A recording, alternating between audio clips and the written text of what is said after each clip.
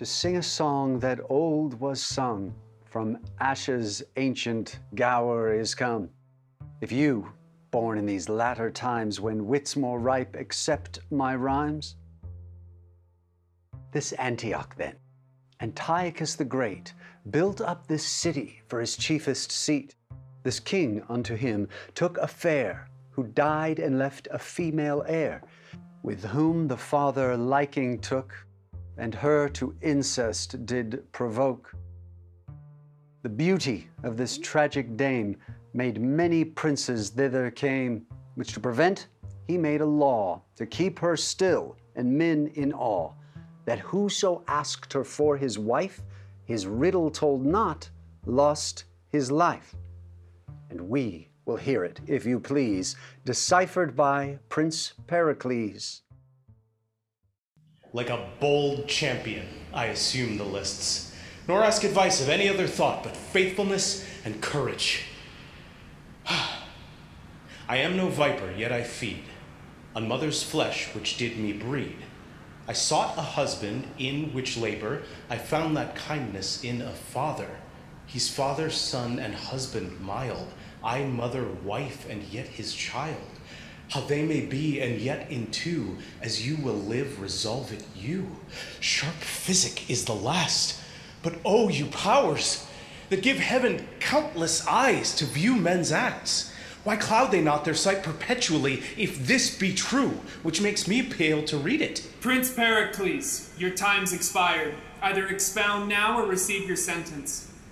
Great king, few love to hear the sins they love to act. Who has a book of all that monarchs do, he's more secure to keep it shut than shown. Kings are earth's gods, in vice their laws, their will, and if Jove stray, who dares say Jove doth ill? All love the womb that their first being bred. Then give my tongue like leave to love my head. If heaven that I had thy head, he has found the meaning, but I will glose with him.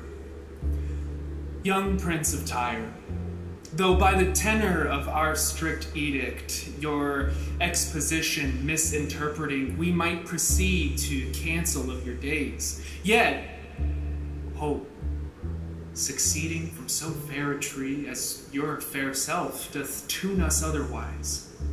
40 days longer we do respite you.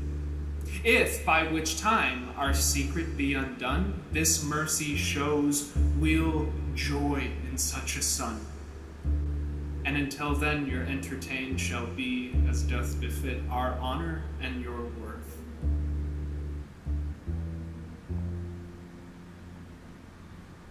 How courtesy would seem to cover sin. Antioch, farewell. For wisdom sees, those men blush not in actions darker than the night, will shun no course to keep them from the light. One sin I know another doth provoke, murders as near to lust as flame to smoke. Then lest my life be cropped to keep you clear, by flight I'll shun the danger which I fear. Thus Pericles avoids the fire and seeks direction home in Tyre, finds Helicane, his loyal friend, who counsels him to leave again. To avoid assassins close at hand, our hero sails to foreign land. In Tarsus now begin our scene, with a woeful king and queen. My Dionyza, shall we rest us here? This Tarsus, o'er which I have the government, a city on whom plenty held full hand, for riches strewed herself even in the streets. All poverty was scorned, and pride so great the name of help grew odious to repeat. Oh, 'tis too true, my Cleon. But see what heaven can do.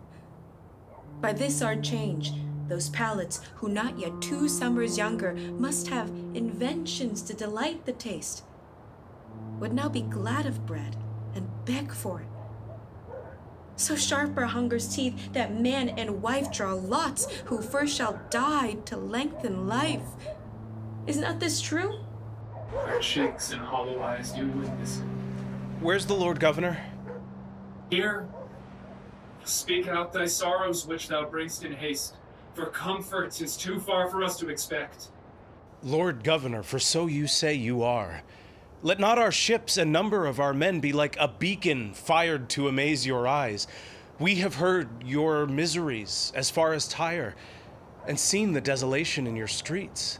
Nor come we to add sorrow to your tears, but to relieve them of their heavy load. And these, our ships, you happily may think are like the Trojan horse was stuffed within with bloody veins expecting overthrow, are stored with corn to make your needy bread, and give them life whom hunger starved half dead. The gods of Greece protect you, and will pray for you. We do not look for reverence, but to love, and harborage for ourself, our ships, our men. The which, when any shall not gratify, or pay you with unthankfulness in thought, be it our wives, our children, or ourselves, the curse of heaven and men succeed their evils. Till when? The which I hope shall ne'er be seen. Your grace is welcome to our town, and us. Which welcome we'll accept. Feast here a while, until our stars that frown lend us a smile. So Pericles in Tarsus rests, treated as an honored guest, till Helicane at home in Tyre sends warning to their sovereign sire. Assassins came, full bent with sin, and had intent to murder him, and that in Tarsus was not best longer for him to make his rest. He, doing so, put forth to seize, where men been their seldom ease, for now the wind begins to blow. Thunder above and deeps below make such unquiet that the ship should house him safe is wrecked and split, and he, good prince, having all lost by waves from coast to coast, is tossed, till fortune, for it went amiss, threw him to Pentapolis, a land ruled by a kindly king, whose tourney many a knight did bring to try to win Thaisa's hand, the princess of this merry land. So Pericles, he played the knight, and it was love at first of sight. The king was pleased, the match was true, but first, a trick to put them through. Thou hast bewitched my daughter, and thou art a villain. By the gods, I have not. Never did thought of mine levy offense, nor never did my actions yet commence. A deed might gain her love or your displeasure. Traitor, thou liest. Traitor. I, traitor. Even in his throat, unless it be the king that calls me traitor, I return the lie. Ooh, now by the gods, I do applaud his courage. Here comes my daughter. She can witness it. Then, as you are as virtuous as fair, resolve your angry father. If my tongue did e'er solicit, or my hand subscribe to any syllable that made love to you. Why, sir, say if you had.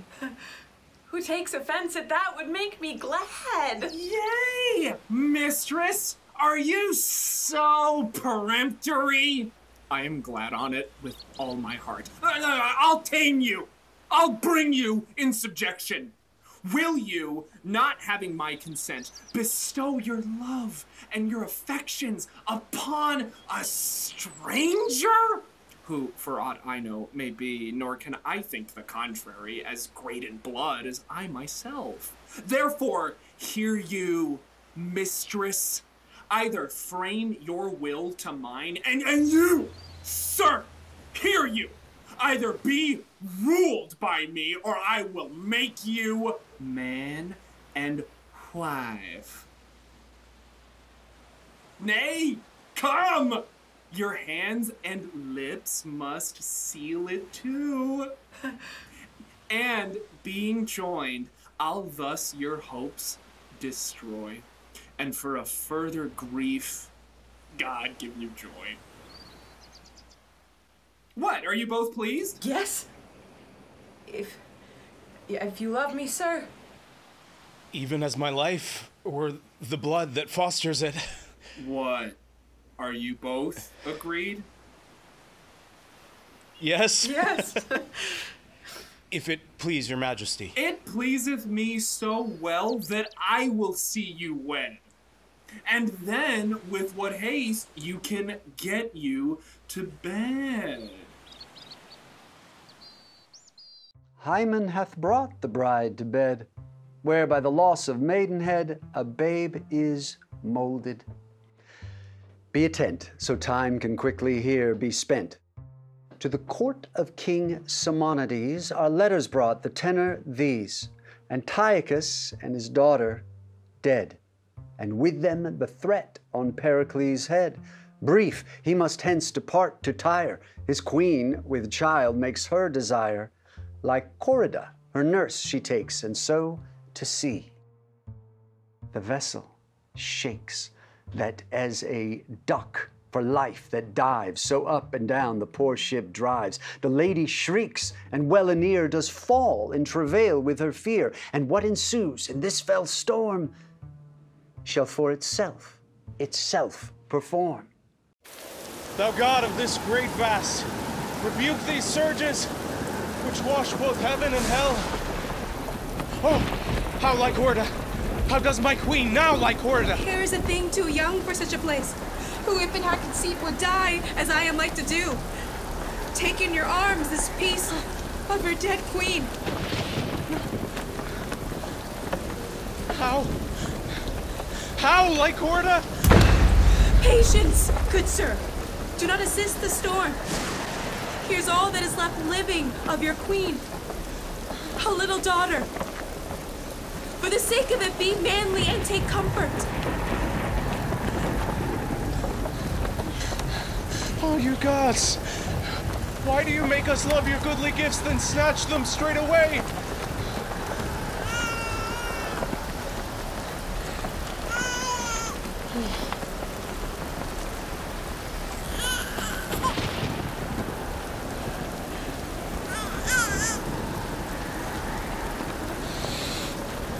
Thou hast the rudeliest welcome to this world that ever was prince's child. Happy what follows. Thou hast as chiding a nativity as fire, air, water, earth, and heaven can make. Now the good gods throw their best eyes upon her. What courage, sir! God save you! Courage enough. I do not fear the storm. It hath done to me the worst. Yet for the love of this poor infant, this fresh new seafarer, I would it would be quiet. Sir, your queen must overboard. The sea works high, the wind is loud, and will not lie till the ship be cleared of the dead. That's your superstition. Pardon us, sir. With us at sea, it hath been still observed, and we are strong in custom. Therefore, briefly yield her, for she must overboard straight. As you think meet, most wretched queen. Here she lies, sir.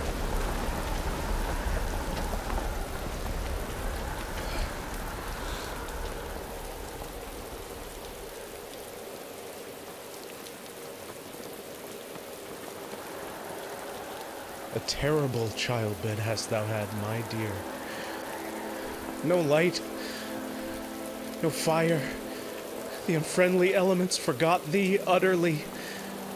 Nor have I time to give thee hallowed to thy grave, but straight must cast thee, scarcely coffined. O Lychorida, bid Nestor bring me spices, ink and paper, my casket and my jewels, whilst I say a priestly farewell to her. Sir, we have a chest beneath the hatches, caulked and bitumed ready. I thank thee, good mariner. Say, what coast is this? We are near Tarsus. There will I visit Cleon, for the babe cannot hold out to Tyre. There I'll leave it to careful nursing. Go thy ways, good mariner. I'll bring the body presently. So Pericles to Tarsus sails, holding his babe amidst their wails. There he leaves the child with friends, so that her sorrow here can end. He sails for Tyre on waves that chafe, content because Marina is safe. The body of his tragic queen was sent into the churning sea, the makeshift coffin only blessed by reaching the shores of Ephesus, where Cerimon, a learned man, here reads a note from Pericles' hand. Here I give to understand, if ere this coffin drive a land, I, King Pericles, have lost this queen worth all our mundane cost. Who finds her, give her burying. She was the daughter of a king. Besides this treasure for a fee, the gods requite his charity. If thou livest, Pericles, thou hast a heart that even cracks for woe. This chance tonight. They were too rough that threw her in the sea. Death may usurp on nature many hours, and yet the fire of life kindle again the o'er-pressed spirits. The rough and woeful music that we have, cause it to sound, beseech you. This queen will live.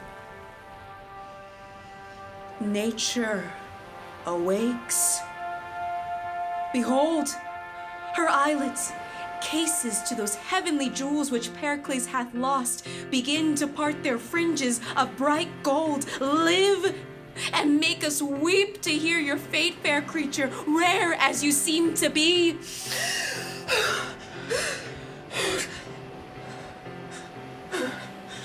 Oh, dear Diana. Where am I? Where's my lord?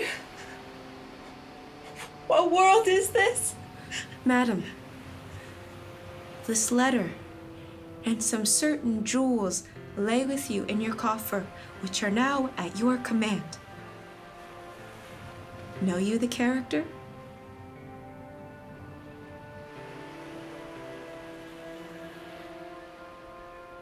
It is my lord's. That I was shipped at sea, I well remember, even on my evening time. But whether they're delivered,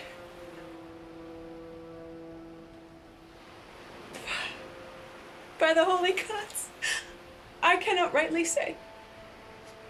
But since King Pericles, my wedded lord, I ne'er shall see again, a vestal livery will I take me to. Never more have joy. Madam, if this you purpose, as ye speak, Diana's temple is not distant far.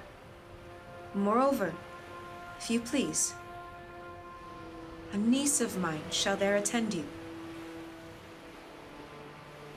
My recompense is thanks, that's all.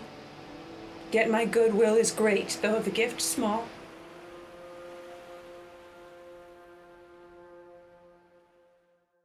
Imagine Pericles arrived at Tyre, welcomed and settled to his own desire.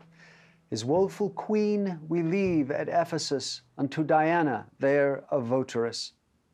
Now to Marina bend your mind, whom our fast-growing scene must find at Tarsus, and by Cleon trained in music, letters, who hath gained of education all the grace which makes her both the heart and place of general wonder. But alack, that monster, envy, oft at the rack of earned praise, Marina's life seeks to take off by treason's knife, and Dionyza, with envy rare, a present murderer does prepare. Come, say your prayers. What mean you? If you require a little space for prayer, I grant it. Pray. But be not tedious, for the gods are quick of ear, and I am sworn to do my work with haste. Why? Will you kill me? For Dionyza. Why would she have me killed? My commission is not to reason of the deed, but do it. You will not do it, for all the world, I hope. You are well favored, and your looks for show you have a gentle heart. I saw you lately, when you caught hurt in parting to that fought. Good sooth, it showed well in you. Do so now. Your lady seeks my life, come you between, and save poor me the weaker. I am sworn, and will dispatch. Hold, villain! A prize! A prize! Come. Let's have her aboard suddenly. These roguing thieves serve the great pirate Valdez, and they have seized Marina. Let her go. There's no hope she will return. I'll swear she's dead and thrown into the sea. But I'll see further. Perhaps they will but please themselves upon her, not carry her aboard. If she remain, whom they have ravished must by me be slain. Pericles is now again thwarting the wayward seas, attended on by many a lord and knight to see his daughter, all his life's delight. This king to Tarsus, where with bated breath he only finds the knowledge of her death. See how belief may suffer by foul show. This borrowed passion stands for true old woe, and Pericles, in sorrow, all devoured, with sighs shot through and biggest tears o'ershowered, leaves Tarsus and again embarks. Let Pericles believe his daughter's dead, and bear his courses to be ordered by Lady Fortune, while our scene must play his daughter's woe and heavy well-a-day in her unholy service. Patience, then, and think you all are now in Mytilene. Marina's dragged by pirates to this hold, and here unto a brothel she is sold. The owners are Pander, Bawd, and Boult. Their wares make honest decency revolt. Throughout the town, the news is quickly spread that one can buy Marina's maidenhead. Now comes a man with plenty riches thus, the governor, one Lysimachus. How long have you been at this trade? What trade, sir? Why, I cannot name it, but I shall offend. I cannot be offended with my trade. Please you to name it. Why, the house you dwell in proclaims you to be a creature of sale. Do you know this house to be a place of such resort and will come into it? If you were born to honor, show it now. If put upon you, make the judgment good that thought you worthy of it. How's this? How's this? Some more, be sage.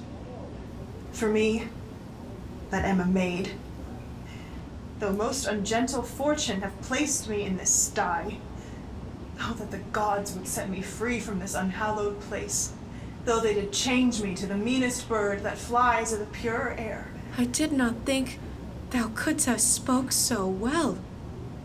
Ne'er dreamed thou couldst. Had I brought hither a corrupted mind, thy speech hath altered it. Hold, here's gold for thee. Persever in that clear way thou goest, and the gods strengthen thee. The good gods preserve you. If thou dost hear from me, it shall be for thy good. I beseech your honor, one piece for me. Avaunt, thou damned doorkeeper! How's this? We must take another course with you. If your peevish chastity, which is not worth a breakfast in the cheapest country under the cope, shall undo a whole household, let me be gelded like a spaniel. Come your ways. Whither would you have me? I must have your maiden head taken off, or the common hangman shall execute it. Come your ways. We'll have no more gentlemen driven away. Come your ways, I say. Prithee, tell me one thing first. Come now. Your one thing. What canst thou wish thine enemy to be? Why, I could wish him to be my master. Or rather, my mistress. Neither of these are so bad as thou art, since they do better thee in their command. Thou hold'st a place for which the painedest fiend of hell would not in reputation change. Thou art the damned doorkeeper to every coistrel that comes inquiring for his tib. To the choleric fisting of every rogue, thy ear is liable. Thy food is such that hath been belched on by infected lungs. What would you have me do? Go to the wars, would you? Where a man may serve 7 years for the loss of a leg and have not money enough in the end to buy him a wooden one? Do anything but this thou doest. Here's gold for thee. If that thy master would gain by thee, proclaim that I can sing, weave, sew, and dance, and I will undertake all these to teach. I doubt not but this populous city will yield many scholars. But can you teach all this you speak of? Prove that I cannot. Take me home again and prostitute me to the basest groom that doth frequent your house. Well, I will see what I can do for thee. If I can place thee, I will. But amongst honest women. Faith, my acquaintance lies little amongst them. Come, I'll do for thee what I can. Come your ways. Marina thus the brothel scapes, and chances into an honest house, our story says. She sings like one immortal, and she dances as goddess-like to her admired lays, that pupils lacks she none of noble race, who pour their bounty on her, and her gain she gives the cursed bawd. Here we her place, and to her father turn our thoughts again, where we left him on the sea. We there him lost, whence, driven before the wind, he is arrived here, where his daughter dwells, and at some cost Marina's hired to help him thrive. Hail, sir. My lord, lend ear.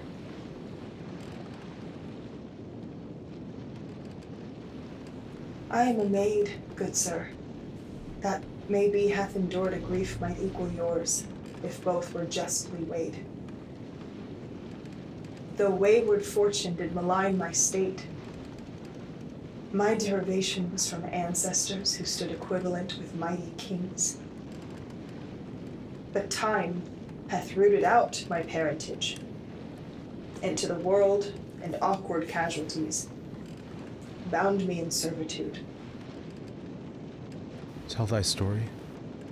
If thine considered prove the 1,000th part of my endurance, thou art a man, and I have suffered like a girl.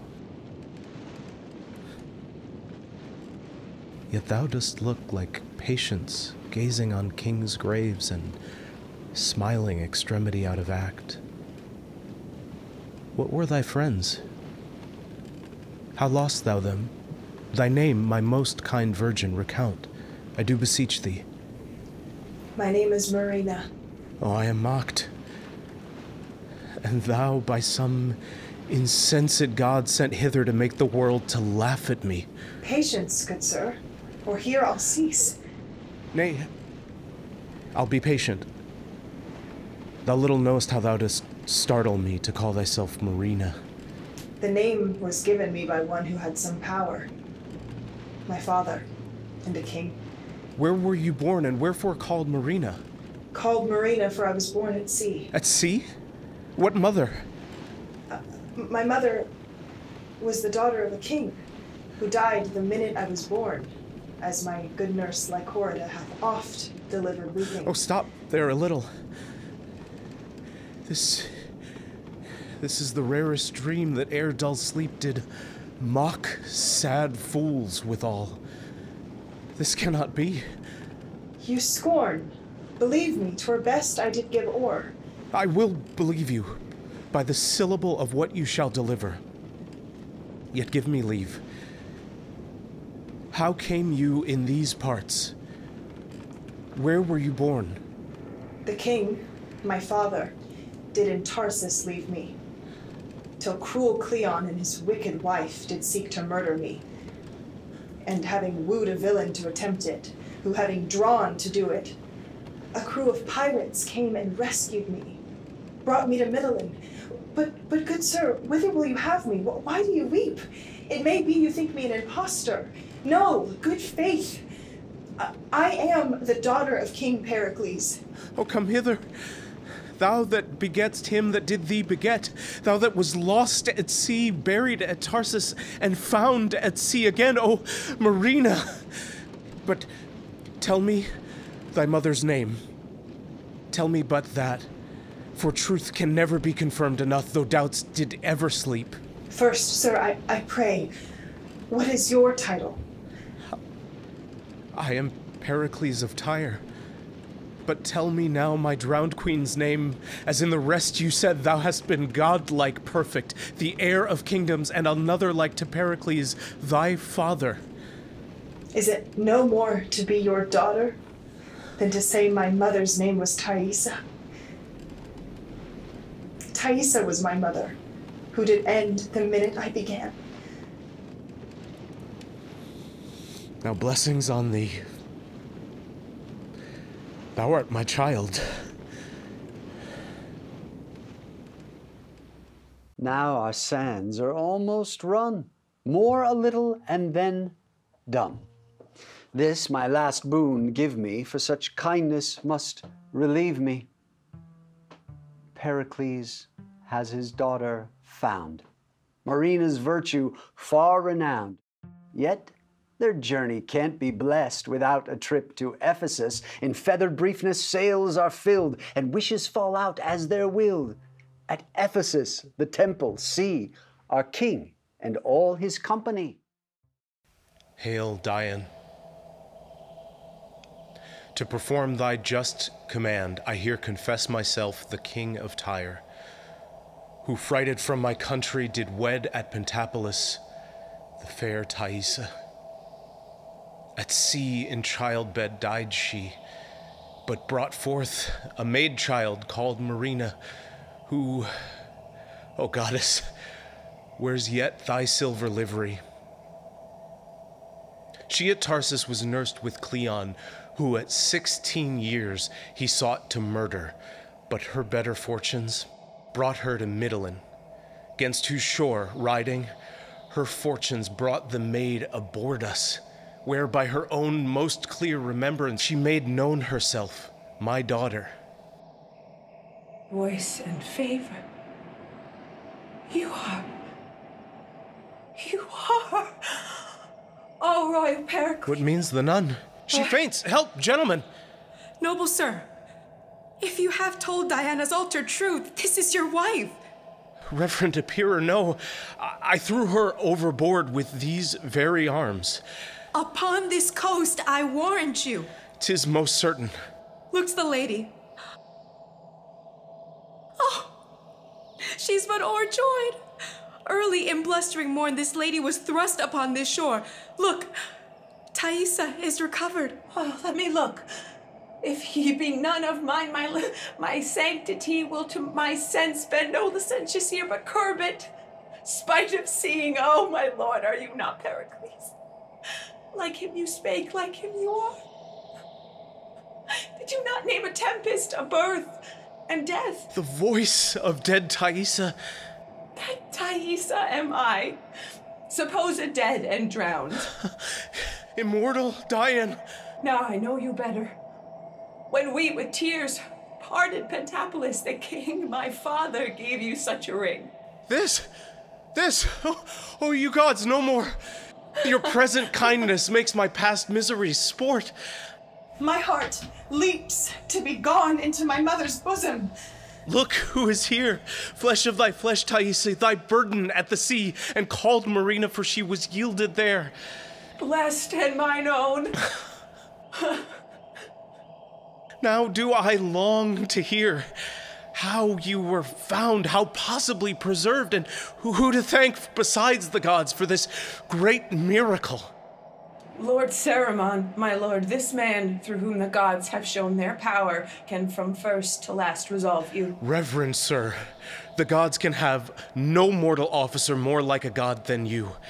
Now will you deliver how this dead queen relives?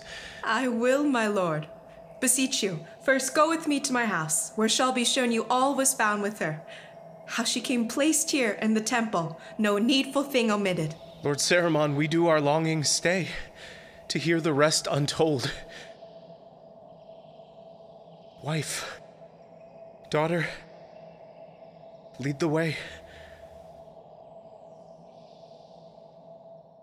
In Pericles, his queen and daughter seen, although assailed with fortune, fierce and keen, virtue preserved from fell destruction's blast, led on by heaven and crowned with joy at last. So, on your patience, evermore attending, new joy wait on you. Here our play has ending.